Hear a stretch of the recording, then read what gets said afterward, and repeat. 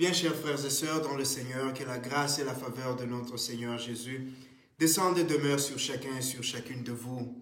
Je continue de dire merci à toutes et à toutes, à toutes et à tous pour votre présence sur cette chaîne. Merci pour le bien que vous faites en vous abonnant, en appelant d'autres personnes à s'abonner, en partageant les vidéos, les homélies, en m'envoyant des commentaires, en mettant des pouces vers le haut comme cela. Ça nous aide à grandir, ça aide la chaîne à grandir, ça aide la chaîne à devenir plus importante. Merci beaucoup à vous. Merci pour tout le bien que vous nous faites. Et aujourd'hui, le 5e dimanche du temps ordinaire de l'année liturgique B que nous célébrons, les Écritures aujourd'hui nous parlent de 3 leçons importantes pour notre vie chrétienne. Et quand je lis l'évangile d'aujourd'hui, je regarde la manière de parler de Jésus. Et ça, c'est une manière qui est fréquente dans les Écritures, fréquente dans les évangiles surtout.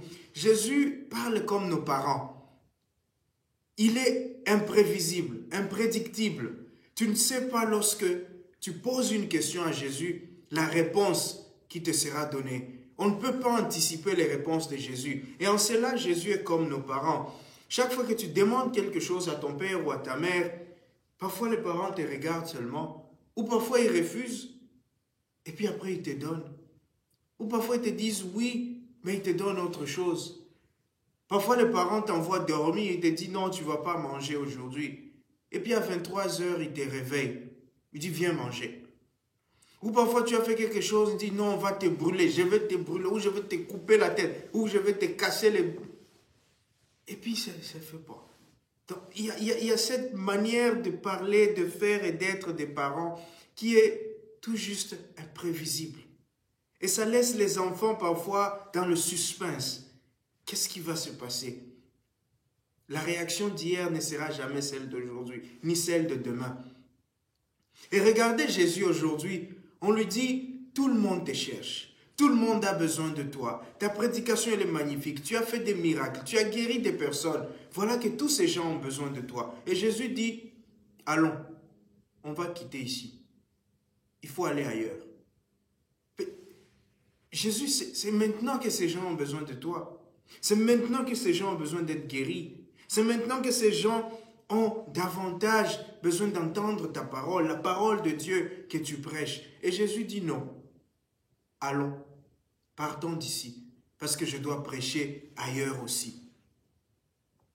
Mais qu'est-ce qu'on fait de ceux-là? Ceux qui viennent à moi, comme il dira lui-même, je ne les rejette pas, je les accueille. Mais qu'est-ce qui se passe maintenant? Voilà qu'ils viennent à toi. Voilà qu'ils sont là comme des brebis sans berger. Et on a vu plusieurs fois Jésus montrer cette compassion, montrer cet amour pour toutes ces personnes qui venaient à lui. Mais aujourd'hui, il demande de partir. Il y a quelque chose, parce que Jésus ne fait jamais rien au hasard. Dieu, il ne fait jamais rien au hasard. Rappelons-nous que Jésus, on lui amène toutes ces personnes, on lui dit que tout le monde le cherche, toutes ces personnes sont là à l'attendre, après que Jésus soit venu de la prière, après qu'il soit venu de ce dialogue avec le Père, de ce dialogue, de cet entretien avec Dieu, pour qu'il reçoive des instructions. Alors, pourquoi est-ce que Jésus demande de partir? Je voudrais relever peut-être 3 leçons essentielles. Lorsque Jésus dit « allons », lorsque Jésus semble abandonner des personnes qui pourtant avaient besoin de lui. La première leçon importante aujourd'hui, c'est d'apprendre que la mission n'est pas nôtre. La mission, elle est la mission du Père. C'est le Père qui envoie. C'est le Père qui nous dit ce que nous devons faire. C'est le Père qui nous dit que maintenant il est temps de partir. Maintenant il est temps de changer. Maintenant il est temps de lâcher prise. Maintenant il est temps de ceci. C'est le Père qui dicte la mission et nous on obéit à la mission. Parfois nous prenons les choses tellement en cœur, nous prenons les choses tellement personnellement que nous oublions que ce n'est pas nous, c'est Dieu. Tu es parent, ces enfants, c'est Dieu qui te les a donnés. Laisse à Dieu le temps de faire la mission. Si Dieu te dit, il est temps que tu partes, il est temps que tu laisses ces enfants grandir, il est temps que tu laisses ces enfants partir, laisse-les partir. La mission, ce n'est pas ta mission, c'est la mission de Dieu. Ces enfants, ce ne sont pas d'abord tes enfants, c'est des enfants de Dieu.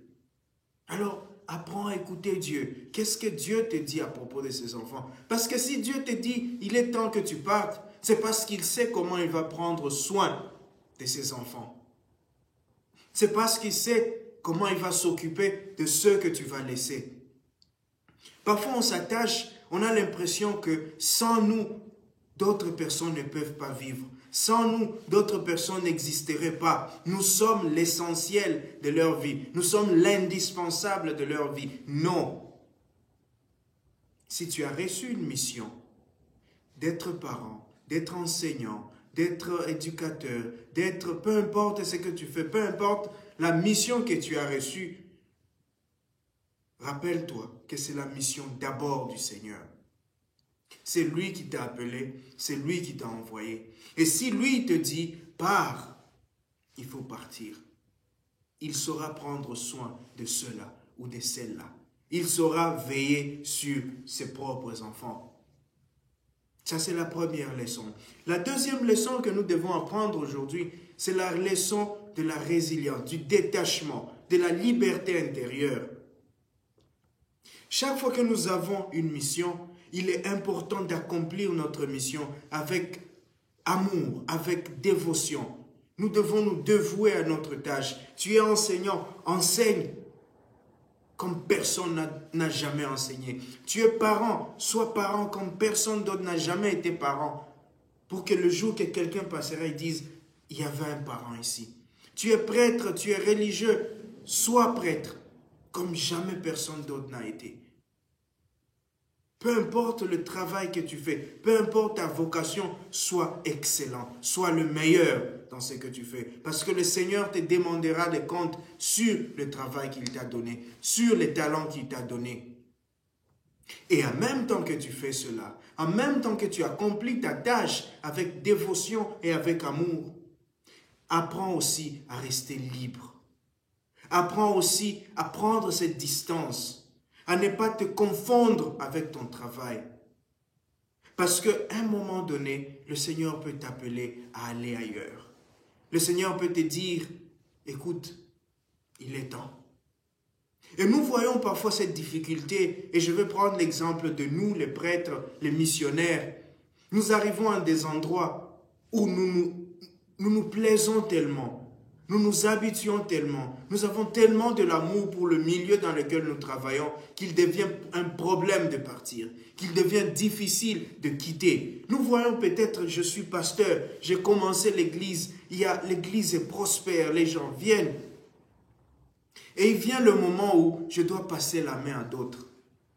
Parfois, il nous manque cette liberté. Parfois, nous avons tellement identifié la mission à nous-mêmes que nous pensons que c'est notre mission. Et nous souffrons maintenant du détachement. Nous ne savons plus prendre distance. Nous ne savons plus être libres par rapport à cette mission, par rapport à cette personne ou par rapport à ce travail que je fais. Et aujourd'hui, c'est un appel. Jésus, malgré son amour pour ces personnes-là, Jésus, malgré tout ce temps qu'il pouvait passer, le bien qu'il voulait faire à ces gens, il est resté libre. Et Paul nous le dit. Il nous rappelle cela dans la deuxième lecture aujourd'hui. Être libre pour proclamer l'évangile.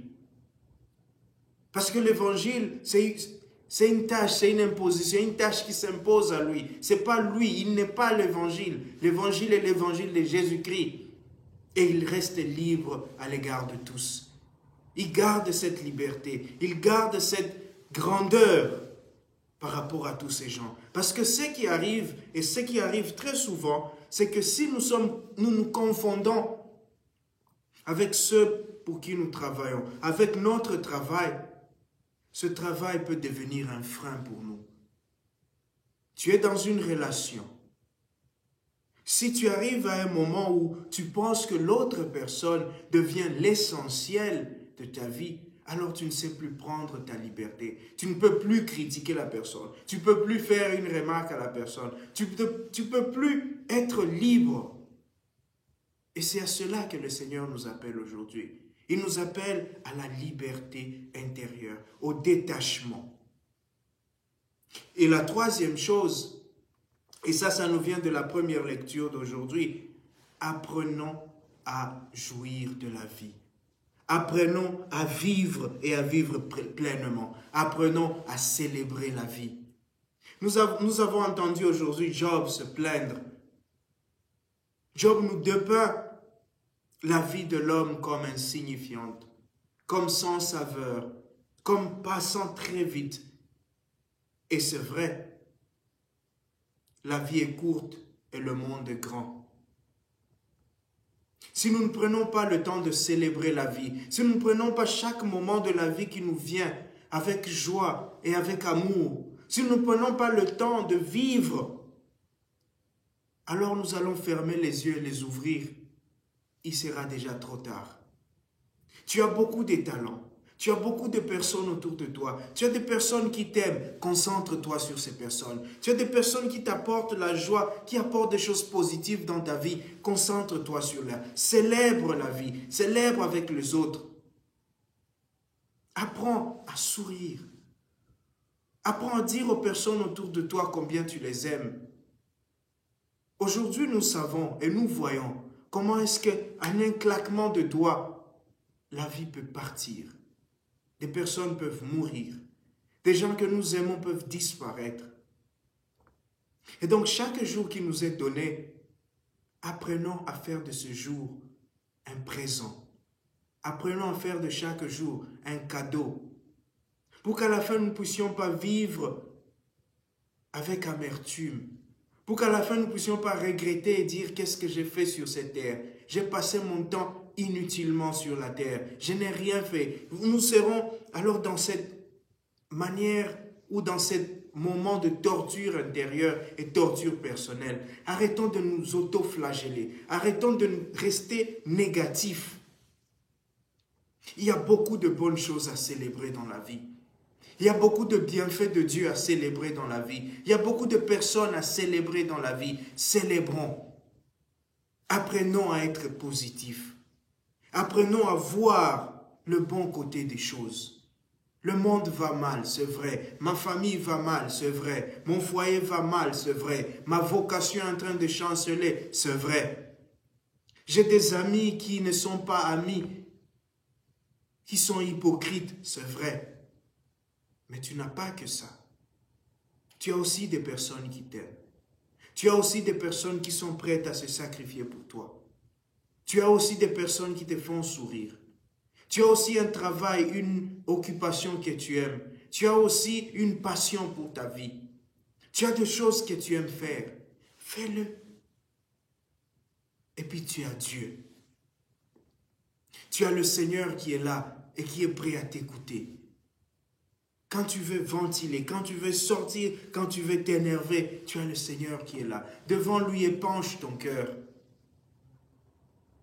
Mais dans tout ça, dans tout le tumulte de la vie, dans tous ces moments de chaos et d'incompréhension, demande au Seigneur la grâce d'apprendre à célébrer la vie, d'apprendre à être positif, d'apprendre à regarder la vie comme le Seigneur le voit, à prendre chaque moment de la vie comme si c'était le dernier, à chérir chaque instant de ta vie.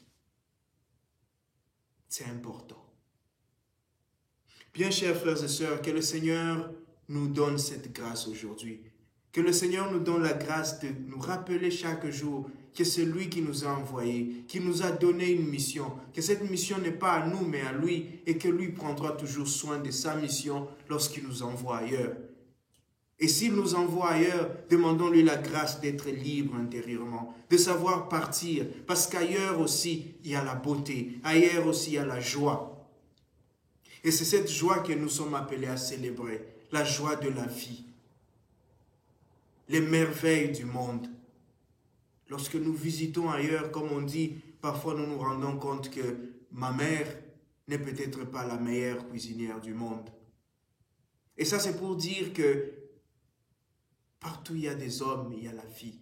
Et partout il y a la vie, il y a du bonheur. Apprenons. Que le Seigneur nous donne cette grâce aujourd'hui et tous les jours. Amen.